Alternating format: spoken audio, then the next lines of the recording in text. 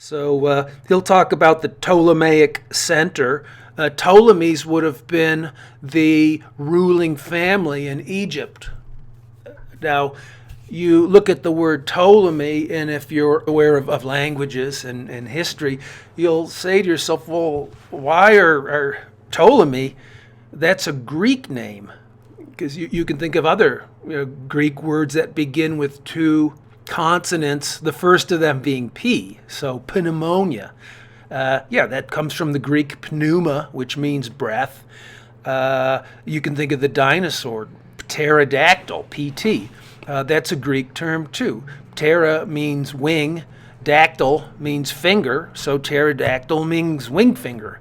And if you think about that dinosaur, if dinosaurs are indeed what pterodactyl were, because actually dinosaurs an invented category from the 19th century. It doesn't actually hold up in biological research. Anyway, or paleontological research. The Ptolemies were going to be descendants of Alexander the Great. Now, Alexander the Great wasn't Greek. He was Macedonian, but he studied, according to legend, with the great Greek philosopher Aristotle. I believe we'll read him very soon in this class. Alexander, thinking himself potentially great, goes out to establish the fact that he is indeed great by conquering the entire world. And, the legend is he finally got to the end of the earth, and then he got down on his hands and knees and beat the ground with his fist because there were no more worlds to conquer. In actual fact, I think when Alexander got as far as he did, which actually is India, he stopped at the Indus River. His men at that point hadn't been paid in so long, and they'd been away from home for so long, that they were going to mutiny if he didn't call off his expedition or his campaign. And so he then pronounces the Indus River to be the end of the world, and anything beyond doesn't matter. For evidence that the Greeks actually did make it, or Greek culture actually made it to India, if you look at Indian statues from this time period, which would have been 4th century before the Common Era, you'll actually see things that look like chlamys, that toga. That's the Roman term, or that poncho, the Spanish term that I was talking about. This type of drapery, these types of cloaks or robes, you'll actually see on Indian statues. And so, they made it that far, and then they turned around. Part of coming home was going into North Africa, where Alexander established a city, lo and behold, named Alexandria.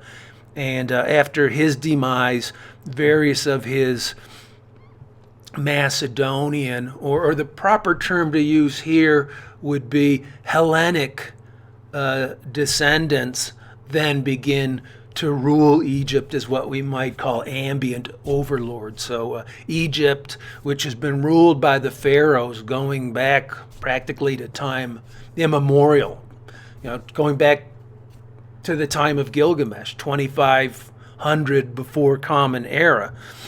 But at this point, the Greek culture has colonized Egypt. This is part of what we call Pan-Hellenism.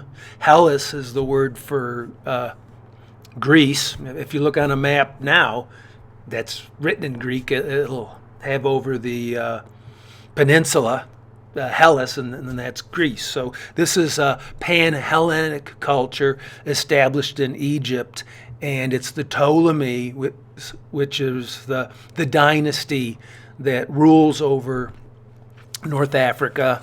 The famous Ptolemy there's two most famous Ptolemies that you'll have heard about. Ptolemy, who gives us the Ptolemaic view of the cosmos, and this is something that we'll talk about. So we're actually going to end the semester in Galileo, and it's Galileo who establishes that the Ptolemaic model of the cosmos, with the Earth at the center and all of the planets and the sun revolving around the Earth, it's Galileo who dethrones that model and establishes a new one, the Copernican model of the cosmos, in which the sun, Helios, is at the center, so heliocentric. And again, that's where we're going to end the semester. Here again, we're dealing with the Ptolemies. So Ptolemy gives his name to that model of the universe. What the heck is the name of the book in which he lays that out? The Almagest. I remembered. The other famous Ptolemy that you'll know, though you don't normally think of the last name in this instance, because her first name has become so famous that we don't even remember her last name, and that's Cleopatra, who would have been alive at the time of the burning of the library. So these are the Ptolemies. One last thing I'll say, they would have, as ambient overlords, ruled the local peoples without speaking their language. They would have, so this would have been a stratified society, there's no doubt about that, and the ruling class would have spoken and written Greek, while the lower classes would have spoken what we'll call Demotic Egyptian. One of the things that made Cleopatra unusually popular with the people, she was, if I'm not mistaken, the only one of the Ptolemies who actually bothered to learn Demotic Egyptian. Heller-Roazen's going to want to do is lay out the shape of the city, and then he's going to want to lay out the Ptolemaic center. I was tempted to use the word palaces, and the word for that is basilica, but the palace would have been only one part of this suite of buildings, and it would have been walled in and all of that. So maybe you want to call it a fortress or something like that, but it's at the heart of the city. The palaces would have been one part of it. There's mention of a museum, and then there's also mention of a library. And as we look at the existing records, one of the things that we'll notice is it's very, very difficult to tell just how many buildings there were, to what extent they were using different names for the same buildings, and beyond that, what the actual function of these buildings was. We see the word museum, and what do you think? Some secular institution like we have up near Red Butte Garden, which is tied to supposedly no particular political agenda, but exists only to put on display the existing artifacts which give us an understanding of the history of this valley. That's our Museum of Natural History. But, for it to claim any kind of scientific status, it can't have a political or an ideological agenda behind it. It certainly can't be tied to any religious institution. That would immediately invalidate its claim to being a scientific institution. And yet, museum, that word for the ancient Greeks would have meant a temple to the Muses, who were the gods of memory and creativity. So was this a secular building, or was this, as a matter of fact, an actual sacred building, a temple? It's very, very hard to tell. Was the museum connected to the library? Were they, and if so, then was the library a temple? And that's a question that's going to become very, very interesting to us in a few pages.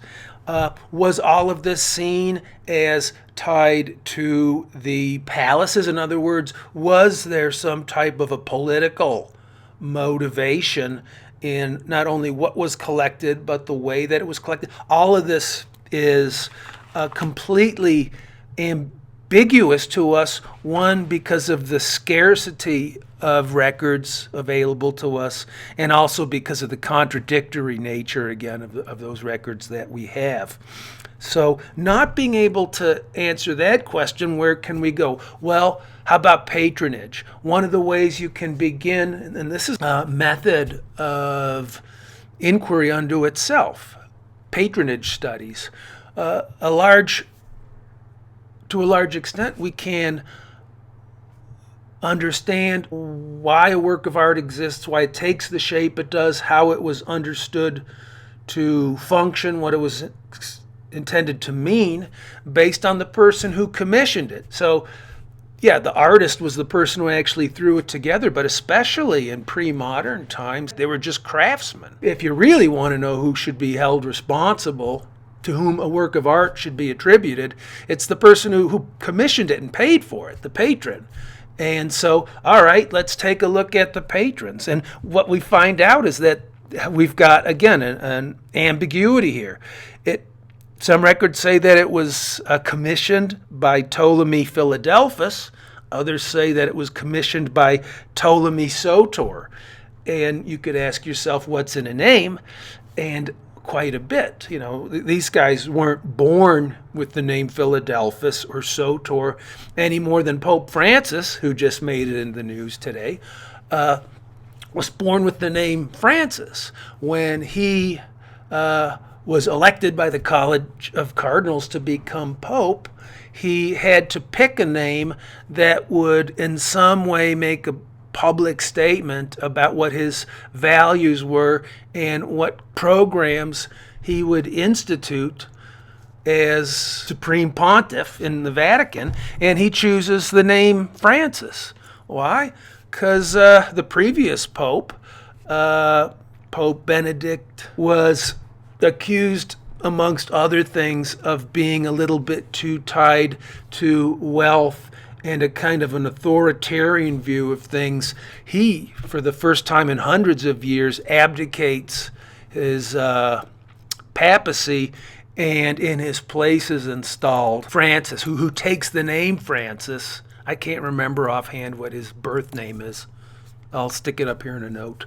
But he takes the name Francis to indicate his commitment to Franciscan values. The most popular of all Catholic saints, in particular all medieval Catholic saints, and that's going to be St. Francis of Assisi, the guy who was born wealthy, though at a key moment in his coming of age, he renounces his worldly interests and his worldly goods, and in a spectacular display of renunciation in church before the assembled congregation, and in particular his wealthy parents, he strips himself naked and he embraces poverty and says, I want to live the most Christian life I possibly can.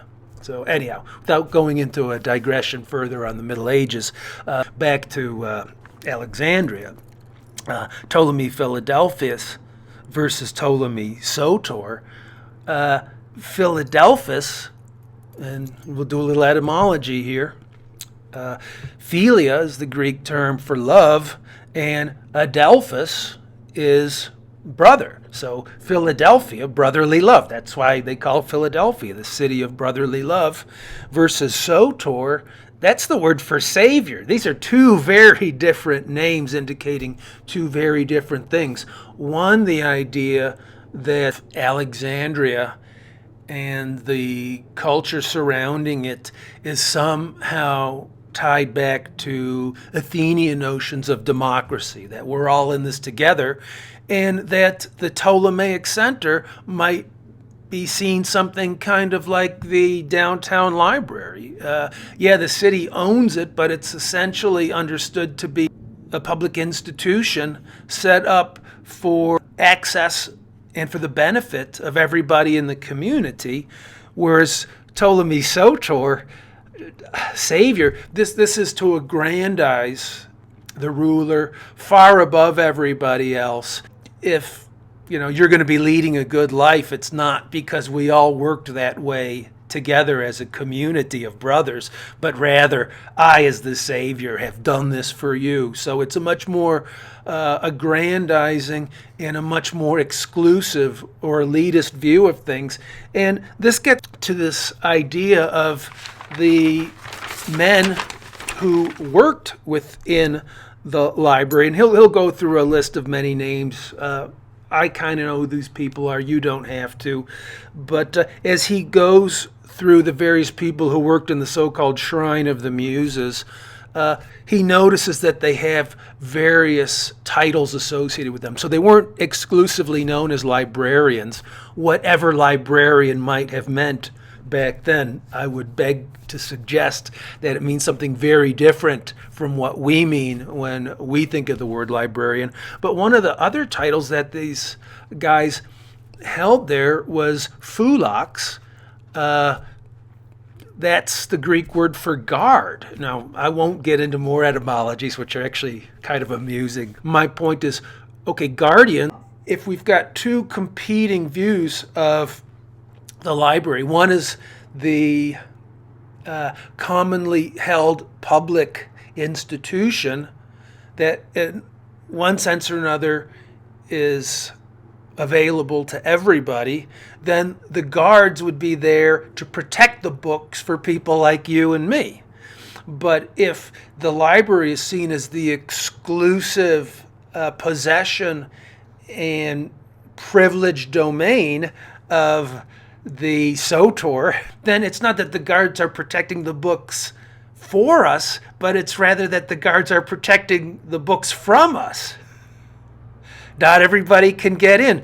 And how you get access to the library may be a far more complicated matter than the average person might imagine. I mean, exactly what type of process of initiation did you need to go through in order to get into the temple? Not everybody can walk into that building. There's certain things you need to agree to do and not to do in order to get into the building. If these guys were not simply librarians and guardians, but they were also priests, I know a little something about priests in ancient Egypt and various other cultures, because sex can be seen as a way of defiling oneself.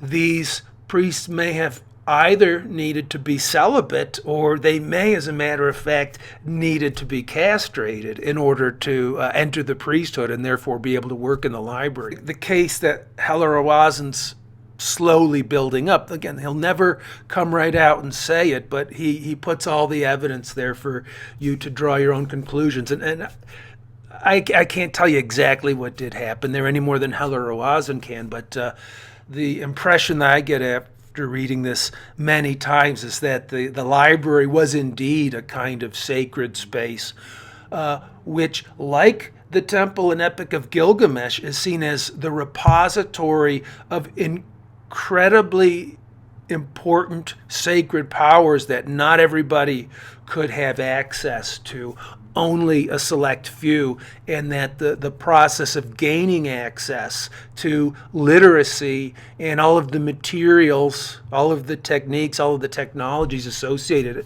was probably quite exacting, if not downright grueling. We find all sorts of, in addition though to being guards and to being possibly priests and librarians, another term that is associated with these figures working in the library is critic.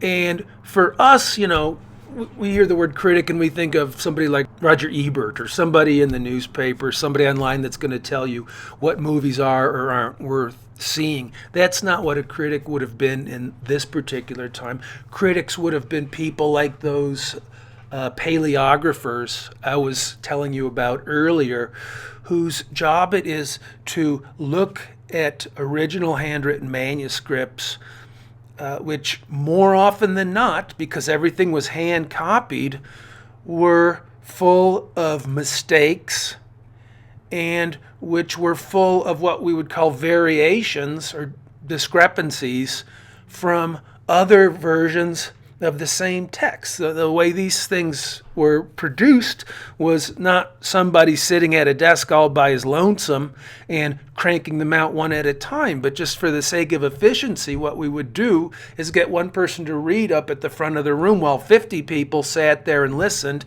and copied down by hand while the reader proceeded to read. And you can imagine that people get distracted, or people hear wrong, or somebody pronounces it. All kinds of variations creep into the text, and it is the role of the critic to look at all of these variant texts with all of their lacunae, with all of their seeming errors or contradictions or inconsistencies in them, and to try to piece together what the original text is. The scholarly term for this would be the text, or you can call it the architext if you want to. But the process of doing this is called a recension. It would be a whole body of variant texts that look all to point back to an original from which they were copied. Now redaction is, what you see online when somebody testifies before the Senate. Because it's a closed meeting, not everybody can go in there, but the public does have some right to access what's going on. We'll get a redacted version published in the press or something like that, but somebody's taken the Sharpie and crossed out, practically everything on a page.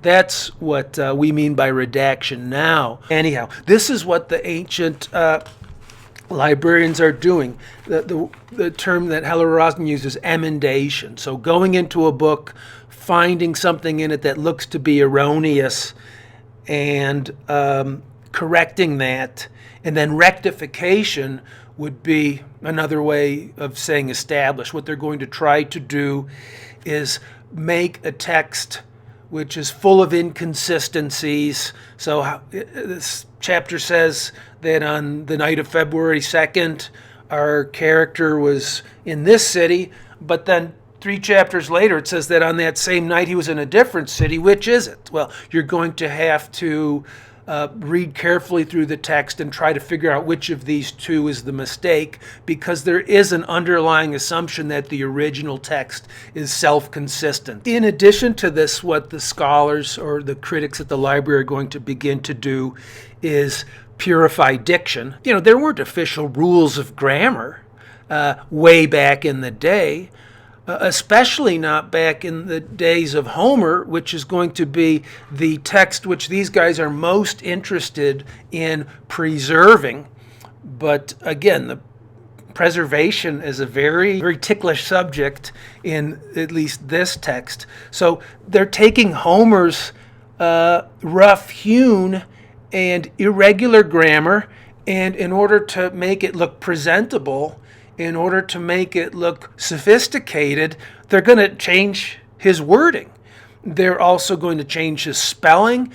In essence, what these guys are doing is taking the text the way that they existed out in the wild, and they're performing a kind of radical taxidermy on the text in order to clean it up. The way that you might take some shaggy person accused of committing a crime, and before you bring him before the judge in court, you're going to give him a haircut, you're going to put him in a suit, you're going to clean him up so that he looks good and presentable. And that seems to be, as far as Heller-Roazen is concerned, and this is the thing that Gibbon is so worried about, that these librarians who are supposed to be preserving the tradition are, as a matter of fact, in the effort to preserve it, falsifying it, turning it into something that it never was.